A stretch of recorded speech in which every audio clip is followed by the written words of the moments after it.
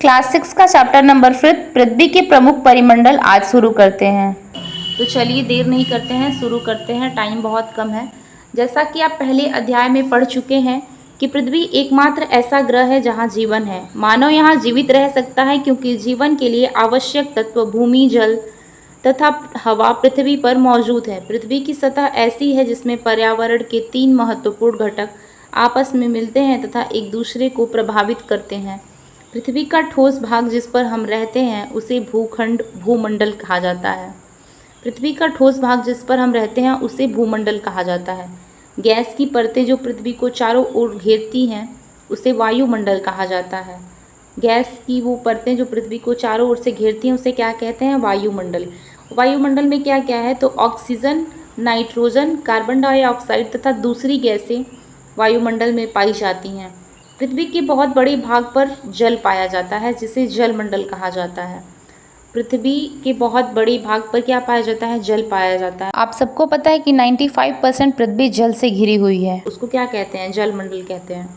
जलमंडल में जल की सभी अवस्थाएं जैसे बर्फ, जल तथा जलवाष्प सम्मिलित हैं। जीवमंडल एक सीमित क्षेत्र है जहां स्थल, जल एवं हवा एक साथ मिलते हैं, जहां सभी प्रकार के जीवन पाए जाते हैं। भूमंडल। पृथ्वी के ठोस भाग को भूमंडल कहा जाता है। यह भूपर्पटी की चट्टानों तथा मिट्टी की पतली परतों का बना होता है जिससे जीवों के लिए पोषक तत्व पाए जाते हैं। पृथ्वी के जो ठोस भाग होते हैं उसको क्या कहते हैं? भूमंडल। और भूमंडल किसका बना है? भूपर्पटी से, चट्टानों से और मिट्टी की जो पतली परत होती है उससे बना है। और इसमें जीवों के लिए क्या पाए जाते हैं? भूमंडल में पोषक तत्व। पृथ्वी की तरह इस सतह को 2 मुख्य भागों में बांटा जा सकता है। जैसे बड़े स्थलीय भूभागों को महाद्वीपों के नाम से जाना जाता है तथा बड़े जलाशयों को महासागरीय बेसिन के नाम से जाना जाता है। विश्व के सभी महासागर आपस में एक दूसरे से जुड़े हुए हैं। विश्व के मानचित्र को देखिए, क्या सभी स्थलीय भूभाग एक दूसरे से आपस में जुड़े हुए हैं? विश्व के मानचित्र को देखिए और उसमें ये समझिए कि क्या जो सभी भूभाग हैं, सभी महासागर हैं, वो एक दूसरे से जुड़े हुए। भूभाग तो अलग है, महासागर एक दूसरे से जरूर जुड़े हुए हैं। इस चीज़ को आप जाकर क्या जरूर देखिएगा। और जो बड़े भूभाग हैं उनको क्या कहते हैं? महासागर, महाद्वीप कहते हैं। और जो बड़े जलाशय हैं उनको क्या कहते हैं? महासागरीय बेसिन। आप बेसिन होता है जिसमें बर्तन धुलते हैं ना, तो उसको क्या कहते हैं? महासागरीय बेसिन। समुद्री जल का तल सभी जगह समान होता है। स्थल की ऊंचाई को समुद्र तल से मापा जाता है जिसे शून्य माना जाता है। विश्व का सबसे ऊंचा शिखर माउंट एवरेस्ट समुद्र तल से 8,848 मीटर ऊंचा है। विश्व का सबसे गहरा भाग प्रशांत महासागर का मेरियाना गर्त है जिसकी गहराई 1122 मीटर है। एक यहाँ पे बहुत इंपॉर्टेंट क्वेश्चन, विश्व का सबसे ऊंचा शिखर कौन सा है? Mount Everest. इसकी ऊंचाई समुद्र तल से कितनी है? 8,848। दूसरा क्वेश्चन, विश्व का सबसे गहरा भाग प्रशांत महासागर का मेरियाना गर्त है। इसकी ऊंचाई कितनी है? गहराई 11,022 मीटर। महाद्वीप। पृथ्वी पर 7 प्रमुख महाद्वीप हैं। ये विस्तृत जलराशि के द्वारा एक दूसरे से अलग हैं। ये महाद्वीप हैं एशिया, यूरोप, अफ्रीका, उत्तर अमेरिका, दक्षिणी अमेरिका, ऑस्ट्रेलिया तथा अंटार्कटिका। एशिया विश्व का सबसे बड़ा महाद्वीप है। विश्व का सबसे बड़ा महाद्वीप एशिया है। यह पृथ्वी के कुल क्षेत्रफल का 1/3 भाग में फैला है।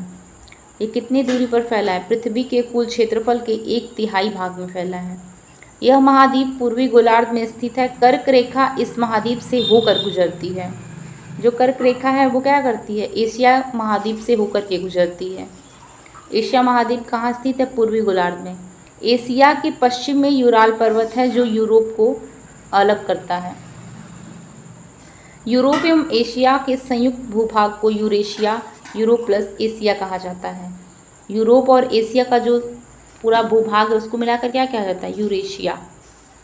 और यूराल पर्वत क्या करता है? एशिया और यूरोप को आपस में विभाजित करता है, आपस में अलग करता है। यूरोप एशिया से बहुत छोटा है। यह महाद्वीप एशिया के पश्चिम में स्थित है। आर्कटिक वृत्त इससे होकर गुजरता है। यह 3 तरफ से जल से घिरा है। विश्व के मानचित्र को देखिए एवं इसकी स्थिति का पता लगाइए। यूरोप जो है वो क्या है? एशिया का बहुत छोटा भाग है। यह महाद्वीप एशिया के किस में स्थित है? पश्चिम भाग में स्थित है। अफ्रीका एशिया के बाद विश्व का दूसरा सबसे बड़ा महाद्वीप है। एशिया के बाद विश्व का दूसरा सबसे बड़ा महाद्वीप कौन सा है? अफ्रीका। विषुवत वृत्त 0 डिग्री अक्षांश एवं महाद्वीप के लगभग मध्य भाग से होकर गुजरती है। अफ्रीका का बहुत बड़ा भाग उत्तरी गोलार्ध में स्थित है। सहारा का रेगिस्तान विश्व का सबसे बड़ा गर्म रेगिस्तान है जो कि अफ्रीका में स्थित है। सहारा का रेगिस्तान विश्व का सबसे गर्म रेगिस्तान है। विश्व का सबसे गर्म रेगिस्तान सहारा का रेगिस्तान। विश्व का सबसे गर्म रेगिस्तान सहारा का रेगिस्तान। यह कहाँ स्थित है? अफ्रीका में स्थित है। यह महाद्वीप चारों तरफ से समुद्रों एवं महासागरों से घिरा है। विश्व के मानचित्र को देखिए, आप देखेंगे कि विश्व की सबसे लंबी नदी नील अफ्रीका से होकर गुजरती है। ये एक छुपा हुआ क्वेश्चन है। विश्व की सबसे लंबी नदी, विश्व की सबसे लंबी नदी नील नदी। विश्व की सबसे लंबी नदी नील नदी। ये कहाँ बहती है? अफ्रीका से होकर के गुजरती है। और सबसे गर्म रेगिस्तान सहारा का रेगिस्तान। और ये कहाँ पे है? सहारा का रेगिस्तान अफ्रीका में है। और क्या है ये? चारों तरफ से समुद्र और महासागर से घिरा है। जो सहारा का रेगिस्तान है वो क्या है? चारों तरफ से समुद्र और महासागर से घिरा हुआ है। और ये विश्व का सबसे गर्म रेगिस्तान है। कहाँ स्थित है? अफ्रीका में स्थित है। अफ्रीका का मानचित्र देखिए तथा बताइए कि कर्क रेखा, मकर रेखा एवं विषुवत वृत्त इसके किन किन भागों से होकर गुजरती है। उत्तर अमेरिका विश्व का तीसरा सबसे बड़ा महाद्वीप है। यह दक्षिण अमेरिका से एक सकरे स्थल से जुड़ा है जिसे पनामा जल संधि कहते हैं। उत्तर अमेरिका क्या है? विश्व का तीसरा सबसे बड़ा महाद्वीप है। यह दक्षिण अमेरिका के एक संकरे भाग से जुड़ा है जिसे क्या कहते हैं? पनामा जल संधि। यहाँ जो पनामा जल संधि है ये एग्जामिनर का फेवरेट पार्ट बन जाता है। ये हर एग्जाम में पूछता है और पीछे पेपर पलट के देख लीजिए, पनामा जल संधि पूछता है, इसको जरूर देखिएगा। यह महाद्वीप पूरी तरह से उत्तरी एवं पश्चिमी गोलार्ध में स्थित है। यह महाद्वीप 3 महासागरों से घिरा है। क्या आप इन महासागरों के नाम बता सकते हैं? इन महासागरों के नाम बताना है यहाँ। दक्षिणी अमेरिका का अधिकांश भाग दक्षिणी गोलार्ध में स्थित है। इसके पूर्व एवं पश्चिम में कौन से 2 महासागर स्थित हैं? विश्व की सबसे लंबी पर्वत श्रृंखला एंडीज इसके उत्तर से दक्षिण की ओर फैली है। विश्व की सबसे लंबी पर्वत श्रृंखला एंडीज। विश्व की सबसे लंबी पर्वत श्रृंखला एंडीज। एंडीज क्या है? विश्व की सबसे लंबी पर्वत श्रृंखला है। ठीक है। विश्व की सबसे बड़ी नदी कौन सी है? अमेजन नदी। और ये कहाँ बहती है? दक्षिण अमेरिका में। दक्षिण अमेरिका में क्या है? विश्व की सबसे लंबी नदी, सबसे जो बड़ी नदी है वो अमेजन नदी। और कहाँ बहती है? दक्षिणी अमेरिका में बहती है। ऑस्ट्रेलिया विश्व का सबसे छोटा महाद्वीप है जो कि पूरी तरह से दक्षिणी गोलार्ध में स्थित है। यह चारों तरफ से महासागरों एवं समुद्रों से घिरा है। इसे द्वीपीय महाद्वीप कहा जाता है। विश्व का सबसे छोटा महाद्वीप कौन सा है? ऑस्ट्रेलिया महाद्वीप। और ये क्या है? दक्षिणी गोलार्ध में स्थित है और चारों तरफ से महासागर और समुद्र से घिरा है। इसको और क्या नाम देते हैं? ऑस्ट्रेलिया जो विश्व का सबसे छोटा महाद्वीप है उसको और द्वीपीय महाद्वीप कहा जाता है। क्या कहा जाता है? द्वीपीय महाद्वीप। अंटार्कटिका एक बहुत बड़ा महाद्वीप है जो कि दक्षिणी गोलार्ध में स्थित है। दक्षिणी ध्रुव पर महाद्वीप के मध्य में स्थित है। चूंकि यह दक्षिण ध्रुव क्षेत्र में स्थित है इसलिए यह हमेशा मोटी बर्फ की परतों से ढका रहता है। यहाँ किसी भी प्रकार का स्थायी मानव निवास नहीं है। बहुत से देशों के शोध केंद्र यहाँ स्थित हैं।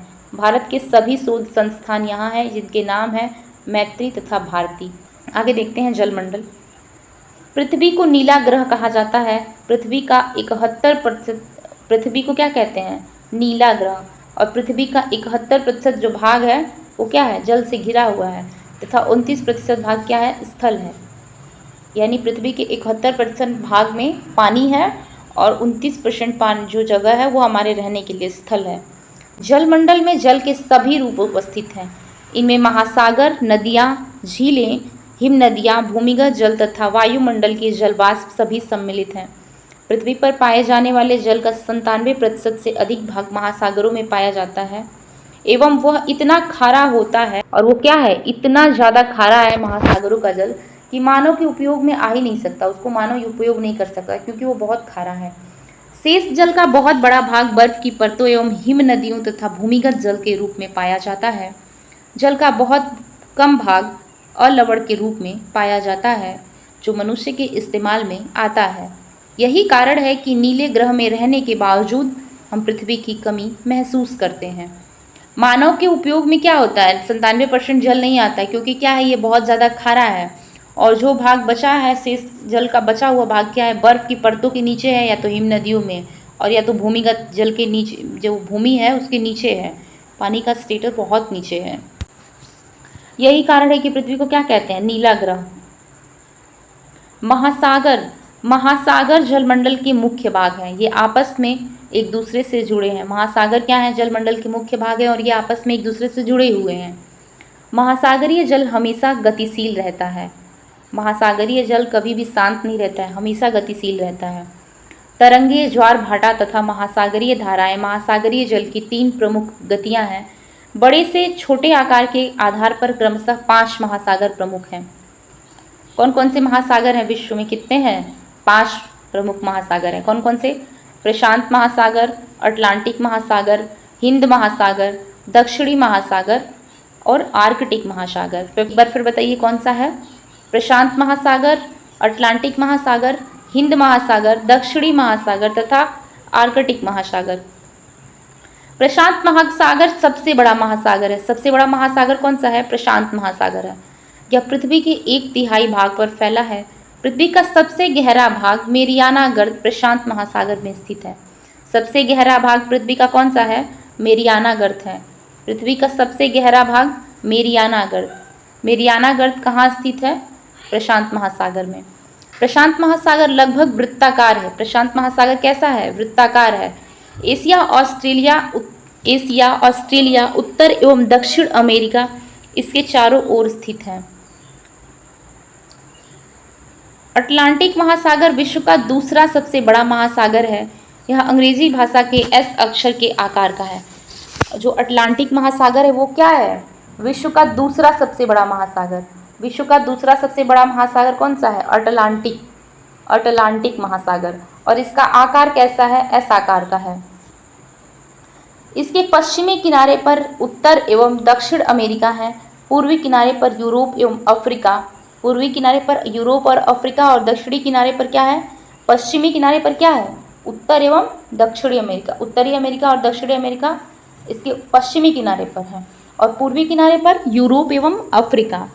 अटलांटिक महासागर की तटरेखा प्राकृतिक पोताश्रयों एवं पतनों के लिए आदर्श स्थित है। व्यापार की दृष्टि से यह सबसे व्यस्त महासागर है।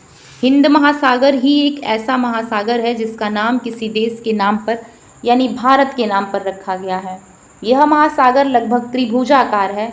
इसके उत्तर में एशिया, पश्चिम में अफ्रीका तथा पूर्व में ऑस्ट्रेलिया स्थित है। सबसे पहले ये बताइए कि हिंद महासागर का नाम किसके नाम पर रखा गया है? तो हिंदुस्तान अपने भारत का नाम है ना, तो इसका नाम किसके नाम पर रखा गया है? भारत के नाम पर रखा गया है। और इसका आकार कैसा है? हिंद महासागर का त्रिभुजाकार है। अटलांटिक का एस आकार का है। दक्षिणी महासागर अटलांटिक महाद्वीप को चारों ओर से घेरता है। यह अंटार्कटिका महाद्वीप के उत्तर की ओर 60 डिग्री अक्षांश तक फैला हुआ है। आर्कटिक महासागर उत्तर ध्रुव वृत्त में स्थित है। यह उत्तर ध्रुव के चारों ओर फैला है। यह प्रशांत महासागर के छिछले जल वाले एक सकरे भाग से जुड़ा है, जिसे बेरिंग जल संधि के नाम से जाना जा सकता है।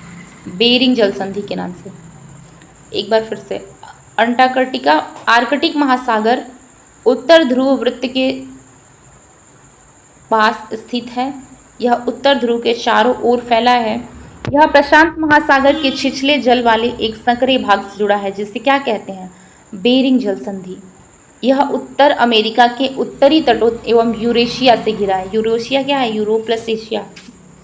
वायुमंडल। हमारी पृथ्वी चारों ओर से गैस की एक परत से घिरी हुई है, जिसे वायुमंडल कहा जाता है। वायु की यह पतली परत इस ग्रह का महत्वपूर्ण एवं अटूट भाग है। यह ऐसी वायु प्रदान करती है जिससे हम लोग सांस लेते हैं। पृथ्वी हमें ऐसी वायु प्रदान करती है जिससे हम क्या करते हैं? सांस लेते हैं। यह वायुमंडल हम लोगों को सूर्य की कुछ हानिकारक किरणों से क्या करता है? बचाता है। वायुमंडल क्या करता है? सूर्य की हानिकारक किरणें यूवी रेज से सेव करता है ना हमको। तो वही कह रहा है। वायुमंडल कहाँ तक फैला है ये बता रहा है। वायुमंडल 1600 किलोमीटर की ऊंचाई तक फैला है। वायुमंडल को उसके घटकों, तापमान एवं अन्य के आधार पर 5 परतों में बांटा जाता है। इन परतों को पृथ्वी की सतह से शुरू करते हुए क्षोभ मंडल, समताप मंडल, मध्य मंडल, आयन मंडल तथा बहिर्मंडल कहा जाता है। वायुमंडल मुख्यतः ऑक्सीजन एवं नाइट्रोजन का बना है, जो कि साफ शुष्क हवा का 99% भाग है। आयतन के अनुसार नाइट्रोजन 78%, ऑक्सीजन 21% तथा दूसरी गैसें कार्बन ऑक्साइड, आर्गन इत्यादि की मात्रा 1% है। नाइट्रोजन कितना है? 78%, ऑक्सीजन 21% तथा दूसरी गैसें जैसे कार्बन डाइऑक्साइड हो गई, आर्गन हो गई और भी अन्य गैसें, वो कितने प्रतिशत है? 1% है। ऑक्सीजन सांस लेने के लिए आवश्यक है, जबकि नाइट्रोजन प्राणियों की वृद्धि के लिए आवश्यक है। नाइट्रोजन किसके लिए आवश्यक है? ऑक्सीजन का लगभग सबको पता होता है। नाइट्रोजन किसके लिए आवश्यक है? प्राणियों की वृद्धि के लिए, और ऑक्सीजन सांस लेने के लिए। कार्बन डाइऑक्साइड यद्यपि बहुत कम मात्रा में है, लेकिन यह पृथ्वी के द्वारा छोड़ी गई ऊष्मा को अवशोषित करती है, जिससे पृथ्वी गर्म रहती है। यह पौधों की वृद्धि के लिए भी आवश्यक है। ऊंचाई के साथ वायुमंडल के घनत्व में भिन्नता आती है। यह घनत्व समुद्री तल पर सबसे अधिक होता है। यह जैसे जैसे हम ऊपर की ओर जाते हैं, यह तेजी के साथ घटता जाता है। आप जानते हैं कि पहाड़ों पर पर्वतारोहियों को हवा के घनत्व में कमी होने के कारण सांस लेने में कठिनाई होती है। ऊंचाई पर सांस लेने के लिए इन्हें अपने साथ ऑक्सीजन सिलेंडर लेकर जाना पड़ता है। जैसे हम ऊपर की ओर जाते हैं, तापमान भी घटता जाता है। वायुमंडल पृथ्वी पर दबाव डालता है। यह एक स्थान से दूसरे स्थान पर अलग होता है। कुछ क्षेत्रों में हमें अधिक दाब महसूस होता है, जबकि कुछ क्षेत्रों में कम दाब महसूस होता है। वायु उच्च दाब से निम्न दाब की ओर बहती है। गतिशील वायु को पवन कहा जाता है। जीवमंडल। जीवमंडल स्थल, जल तथा हवा के बीच एक सीमित भाग है। यह वह भाग है जहाँ जीवन मौजूद है। जीवमंडल में क्या मौजूद है? जीवन। यहाँ जीवों की बहुत सी प्रजातियां हैं, जो सूक्ष्म जीवों तथा बैक्टीरिया से लेकर बड़े स्तनधारियों के आकार में पाई जाती हैं। मनुष्य सहित सभी प्राणी जीवित रहने के लिए एक दूसरे से तथा जीवमंडल से जुड़े हुए हैं। जीवमंडल के प्राणियों को मुख्यतः दो भागों, जंतु जगत एवं पादप जगत में विभक्त किया जा सकता है। पृथ्वी के ये तीनों परिमंडल आपस में पारस्परिक क्रिया करते हैं तथा एक दूसरे को किसी न किसी रूप में प्रभावित करते हैं। उदाहरण के लिए लकड़ी या खेती के लिए वनों को काटा जाए तो इससे ढलुआ भाग पर मिट्टी का कटाव तेजी से होने लगता है। इसी प्रकार प्राकृतिक आपदाएं जैसे भूकंप से पृथ्वी की सतह में परिवर्तन हो जाता है। हाल ही में सुनामी के कारण अंडमान एवं निकोबार द्वीप समूह का कुछ भाग पानी में डूब गया। झीलों तथा नदियों में दूषित पदार्थों से प्रवाहित होने वाले उनका जल मानव के इस्तेमाल के लायक नहीं रह जाता है। यह जल दूसरे जीवों को भी नुकसान पहुंचाता है। उद्योग, तापीय विद्युत संयंत्रों एवं गाड़ियों का उत्सर्जी पदार्थ वायु को प्रदूषित करता है।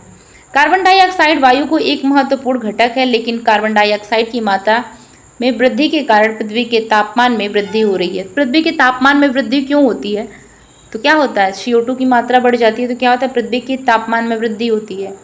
इसे भूमंडलीय तापन कहा जाता है। इसलिए भूमंडल, वायुमंडल एवं जलमंडल के बीच के प्राकृतिक संतुलन को बनाए रखने के लिए पृथ्वी के संसाधनों के सीमित उपयोग की क्या है? आवश्यकता है। क्लास 6 भूगोल का चैप्टर नंबर 5 ये बहुत ही इंपॉर्टेंट चैप्टर था, जो चैप्टर आज कवर हो गया। क्लास 6 का चैप्टर नंबर 6 कल करवा देंगे, फिर क्लास 6 का भूगोल आपका ख़त्म हो जाएगा। ये बहुत इंपॉर्टेंट चैप्टर था, तो इसमें जो इंपॉर्टेंट पॉइंट्स है उसको देख करके एक बार अपनी कॉपी में नोट डाउन जरूर कर लीजिएगा।